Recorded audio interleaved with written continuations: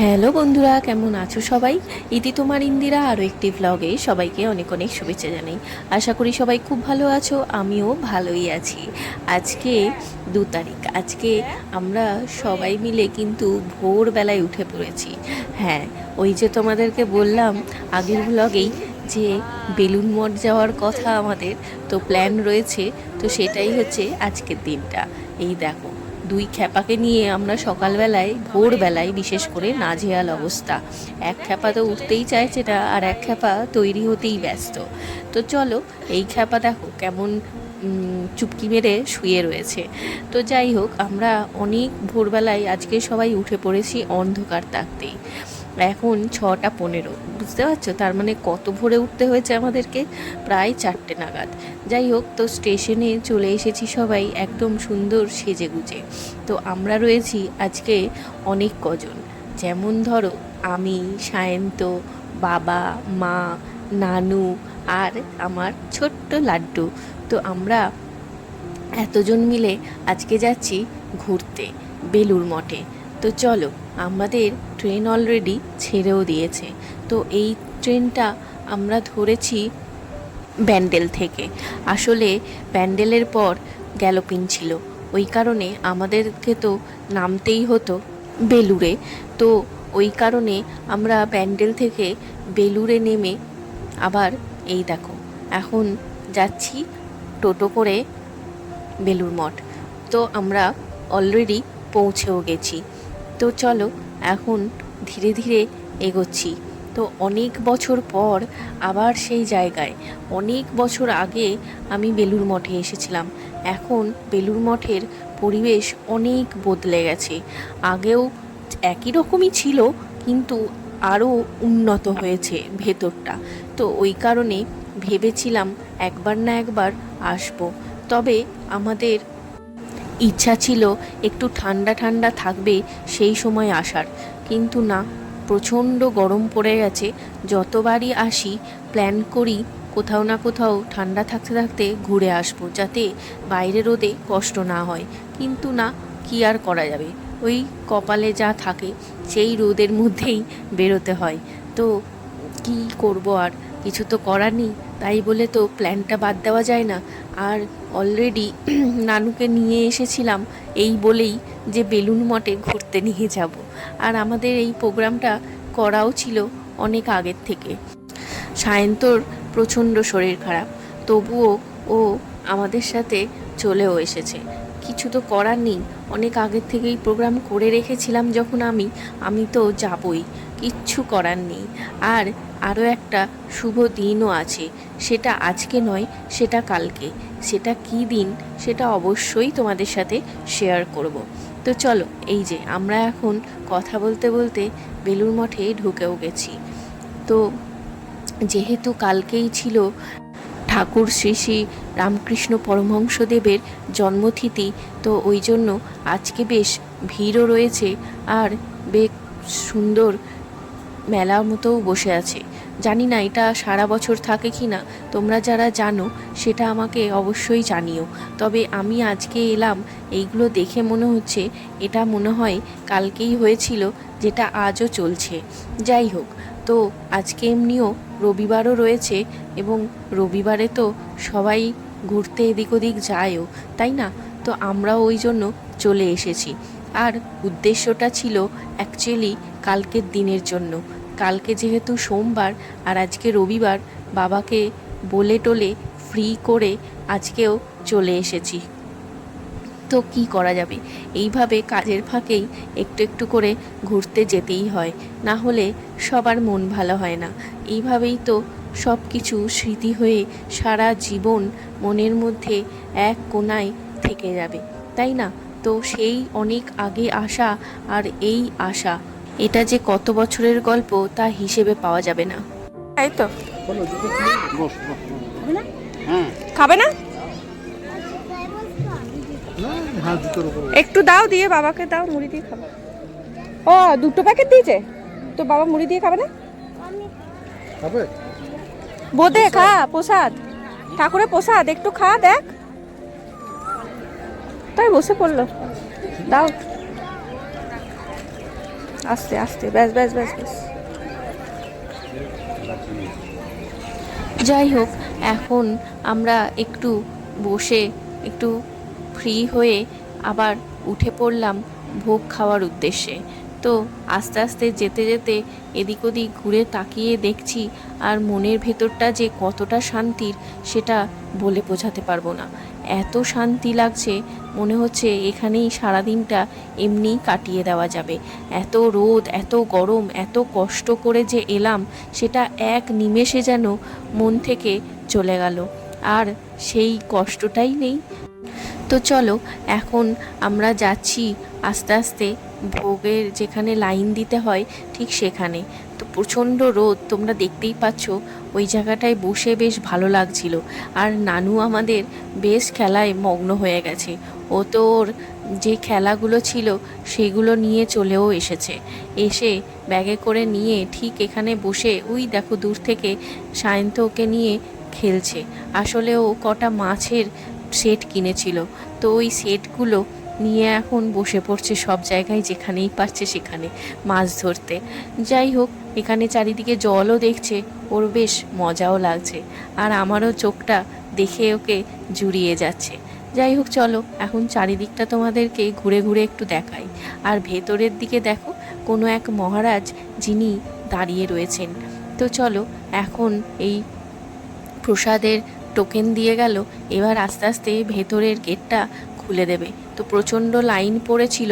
তো যাই হোক, আমরা ধীরে ধীরে এবার ভেতরের দিকে ঢুকবো। তো আজকে বলছি নাকি ভাটা আসবে। যাই হোক, কী আর করা যাবে, দেখা যাবে, সেটা না হয়। এই যে এখন আমরা চলছি প্রসাদের যে হলটা সেখানে। তো ভেতর দিকে এখন এই যে ঢুকে গেলাম। তো ভেতর দিকে আরও একটা ব্যবস্থা রয়েছে। এই যাওয়ার সময়তেই এখানে ডান সাইডে রয়েছিল হাত ধোয়ার জায়গা, সেখানে আমরা সবাই মিলে হাতটা ধুয়েও নিলাম। আর এই যে এখন এই দিকে যাচ্ছি, এইদিকে খুব সুন্দর লাগছে এই এরিয়াটা দেখতে, এত সুন্দর লাগছে কি বলবো। আর দেখো, এই যে বসন্ত ঝরা যে ফুল, সেইটা ফুটে উঠেছে। তো চলো, এখন আমি আফসোস করছিলাম মাকে, বলছিলাম আর যে আমার গঙ্গার দিকটা ধারে আর দেখা হলো না সময়ের অভাবে। তো মা বলল, দেখ এখানেই দেখে নে গ্রিলের ফাঁক দিয়ে, আর পারলে ছবিও তুলে নে। তো সেই ফাঁকে আবার একটু ছবিও তুলে নিয়েছিলাম। তো দাঁড়াতে দিচ্ছে না একদণ্ড কেউ, জায়গায় জায়গায় লোক দাঁড়িয়েই রয়েছে। আর এই দেখ খ্যাপার কাণ্ড দেখো, ও আর বেচারা হাঁটতেও পারছে না। স্বাভাবিক, এত রোদ গরমে বাচ্চা ছেলে, ওরই বা কী কষ্ট। তো সায়ন্তরও শরীর ভালো নেই, ও কষ্ট পাচ্ছে, কিন্তু কী আর করা যাবে, ও তো আমার কোলেও আসছে না। আর কিছু তো করার নেই, তখন সায়ন্তকেই নিতে হচ্ছে। আর ও আমার কোলে আসবেও না, সায়ন্তর কোলেই যাবে। যাই হোক, চলো এখন ধীরে ধীরে এই যে ভেতরের দিকে ঢুকছি, এইখানে ভেতরেই প্রসাদ খাওয়ানো হবে। তো এখানে এখন লাইন দিতে হবে। লাইন দিয়ে কেউই কিন্তু একদণ্ড দাঁড়াচ্ছে না, যে যার মতো দেখো সামনে কেমন এগিয়ে যাচ্ছে। যে কে যে লাইনে দাঁড়িয়েছিল আগে পিছনে সেটা আমরা নিজেও জানি না। তো যাই হোক, ডবল লাইন করে দিয়ে একদিকে ভালোই করেছে। এখন ধীরে ধীরে হ্যাঁ, ম্যাগি খাবি? ম্যাগি? হ্যাঁ, দাঁড়া তাহলে এক কাজ কর,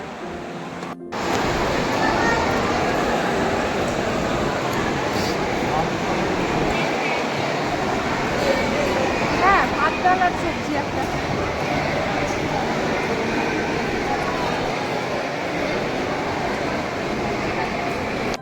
আমার লাড্ডুকে আমি ঠিক জায়গা মতো বসিয়ে দিয়েছি। ওই বলে যে যার জায়গা ঠিক করেও নেয়। যাই হোক, তো দেখতেই পেলে আমরা ভেতরে ঢুকে প্রসাদ নিলাম, আর খুব ভালো খেলাম। একটাই দুঃখের বিষয়, যেটা ছিল খিচুড়ি। আর আমি আর সায়ন্ত খিচুড়ি দুজনের মধ্যে কেউই অত ভালোবাসি না। মা তো খুবই ভালোবাসে, আর বাবারও কোনো ব্যাপার না, সব রকমই খায়। আর নানুকে তো তোমরা দেখতেই পেলে, ঘর থেকে আমি ম্যাগি বানিয়ে নিয়ে এসেছিলাম চাউমিনের মতো করে, সেটাই খেলো। তিনিও খিচুড়ি খান না। যাই হোক, ভালোই হলো এক প্রকার নিয়ে আসার পর।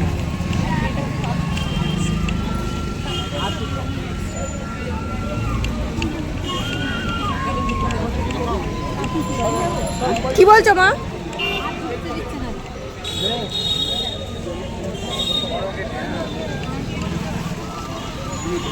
ওই তো ফেরিঘাট যাব।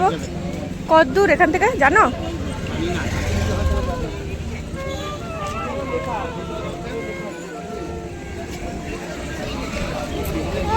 সব থেকে বড় কথা, ঠাকুরের প্রসাদ তুমি যেমনই খাও না কেন, যতই কষ্ট হোক না কেন, দেখবে শরীরে কোনো ক্ষতি হয় না। যাই হোক, সেই রকমই আমাদের বেশ হজমও হয়ে যাচ্ছে। তো যাই হোক, চলো। এখন আসার পথে দেখলাম খুব সুন্দর একজন বাঁশি বাজাচ্ছিল, বেশ ভালো লাগছিল শুনতে। আর মা আমাকে যেটা বলছিল সেটা আমারই কথা।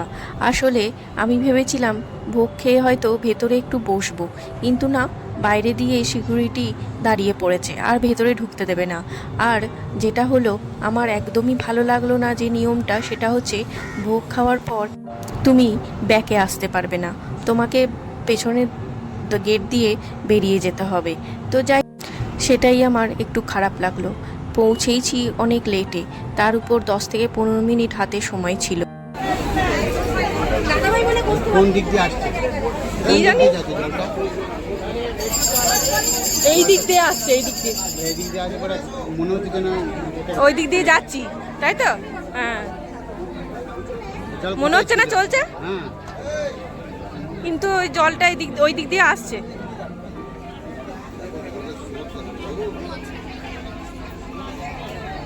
এই জল কোথায় ছিল? বেশ ভালো লাগছে এই পুরো দৃশ্যটা, গঙ্গার ওপর দিয়ে লঞ্চে যেতে যেতে। এইটাই আমি দেখতে চেয়েছিলাম, ওখানের ভেতরটা ঘুরে ঘুরে, কিন্তু না, সময় আর সেটা দিল না আমাকে। যাই হোক, কি আর করব, মনের এই দুঃখ নিয়েই যেতে হচ্ছে। ঠান্ডা পেপসি হবে, বাদাম হবে, মোটর হবে। সব থেকে বড় কি বলতো, জ্যোতিষশাস্ত্রে অরেঞ্জ ম্যাঙ্গো সব থেকে বড় এই টাইমে হবে। হ্যাঁ। লঞ্চ এখন যাবে, হ্যাঁ, এটাই যে জ্যোতিষশাস্ত্র। ওটা আগে থেকে কি করে জানবে? কে বলবে এটা? বলে এটা জানে কি করে এটা? ভাটা আছে যে দেখবেন, পাঁচিতে লেখা আছে। ও, ওরা তাহলে দেখতে হয় তো ওদেরকে, কবে তৈরি হয়ে গেছে লেখা। ওদেরকে দেখ। দূর থেকে এই ব্রিজটাকে আমি দেখে হাওড়া ব্রিজ ভেবে ভুল করেছিলাম, কিন্তু না, এটা হচ্ছে বালি ব্রিজ। যাই হোক, ভুল তো হতেই পারে মানুষ মাত্রই। যাই হোক, তোমাদেরকে আমার মনের কষ্টের কথাটা বলতে বলতে আসছিলাম, তাই কিভাবে এলাম, কতটা টাইম নিয়ে এলাম, সেটা বলতেই পারলাম না। যাই হোক, এখন তো আমরা দেখছো লঞ্চে থেকে নেমে পড়েছি। এটা এলাম আমরা দক্ষিণেশ্বর মা ভবতারিণী ফেরিঘাট। তো সেখানে আমরা নেমে পড়লাম এখন। আর আসার সময় বাবার সাথে অনেক অজানা জিনিস জানতে জানতে এলাম। বেশ ভালো লাগছিল সময়টা, দূর থেকে মন্দিরটা খুবই ভালো লাগছে। আমরা যাচ্ছি মা দক্ষিণেশ্বরের মন্দিরে। চলো তাহলে ধীরে ধীরে এগোই। মোটামুটি এখন বাজে প্রায় 1:30, কেননা আমরা 12টা থেকে 1টা অবধি পুরো লঞ্চ ঘাটে দাঁড়িয়েছিলাম। ওই যে বলেছিলাম না তোমাদেরকে, ভাটা আসবে, ওই ভাটা এসে যাওয়ার কারণে আমাদের টিকিট দেওয়া বন্ধ করে দিয়েছিল। প্রায় 1 ঘন্টা লাইনে কষ্ট করে হোক দাঁড়িয়ে থাকতে হয়েছে। তো ভাটাটা যখন এলো, বেশ একটা দমকা হাওয়া আর আওয়াজ এসেছিল, যেটা আমি কোনোভাবেই ক্যাপচার করতে পারিনি, কারণ আমি ছিলাম লাইনের মধ্যে। যাই হোক, সায়ন্ত মা এরা বেশ অসুস্থ বোধ করছিল, যার জন্য ওরাও আর সেই মাথায় আসেনি ভিডিওটা নেওয়ার জন্য। তো মাকে আমি বলছিলাম কথাটা, যে তোমরা একটু দাঁড়িয়েছিলে যখন, একবার ভিডিও নিতে পারতে। কিন্তু মা বলল যে হ্যাঁ, সায়ন্ত তো ছিল, নিতেই পারতো। যাই হোক, কী আর করা যাবে, এই সব ভাবনা চিন্তা বা মাথায় আসে সবটাই আমার। তো যেতে যেতে মাকে বলছিলাম, দক্ষিণেশ্বর মায়ের মন্দিরের সামনেটা দূর থেকে দেখতে বেশ ভালো লাগছে, একটু দাঁড়াও, তোমাকে ভিডিও বানিয়ে দিই আর 2টো ছবি তুলে দিই।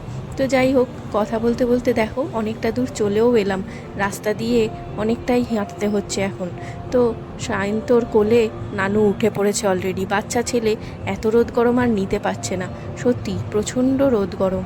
তো এখানে যাওয়ার পথে সামনেই আর এক মাকে দেখতে পেলাম। কি সুন্দর এই মায়ের মূর্তিটা, দাঁড়াও একটা ছবি তুলে নিই। তো আমরা ছবি তুলে নিয়ে এখন যাচ্ছি ভেতর দিয়ে মায়ের মন্দিরে। এই দেখো এখানে চারিধারে বেশ মেলার মতো বসেছে, এটা সারা বছরই থাকে আশা করি। যাই হোক চলো ধীরে ধীরে এখন এগোই। প্রচুর ভিড় আর প্রচুর রোদ।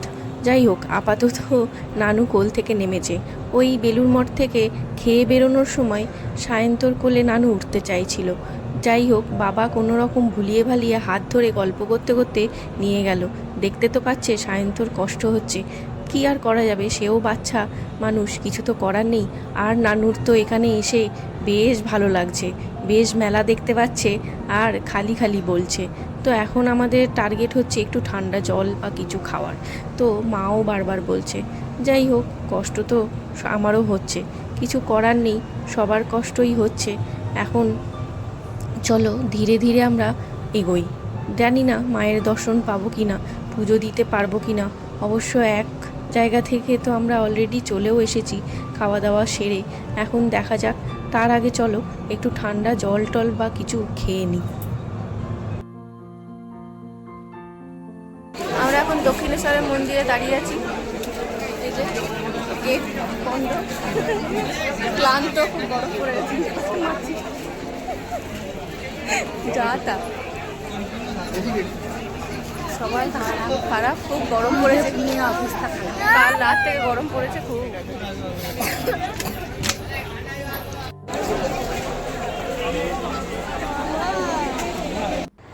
বাপরে ভিড়, দেখতে পাচ্ছ কত ভিড় হয়েছে। আর এদিকে নানু আর দাঁড়াতে পারছে না বেচারা।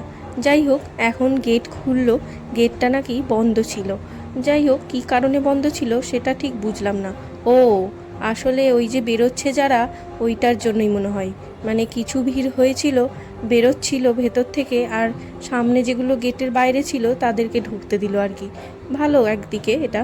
তো দূর থেকে বাহ কি সুন্দর লাগছে না, ঠাকুরের ছবিটা দারুণ লাগছে দেখতে। যাই হোক চলো এখন এই ভেতর দিকে যাচ্ছি আমরা।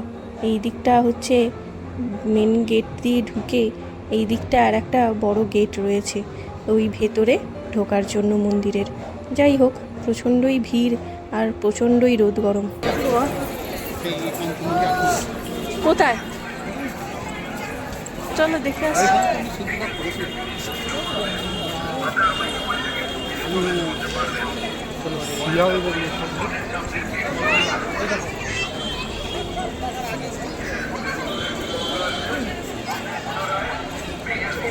এটা তো বাইরে পথ, বাহির পথ দেখাচ্ছে।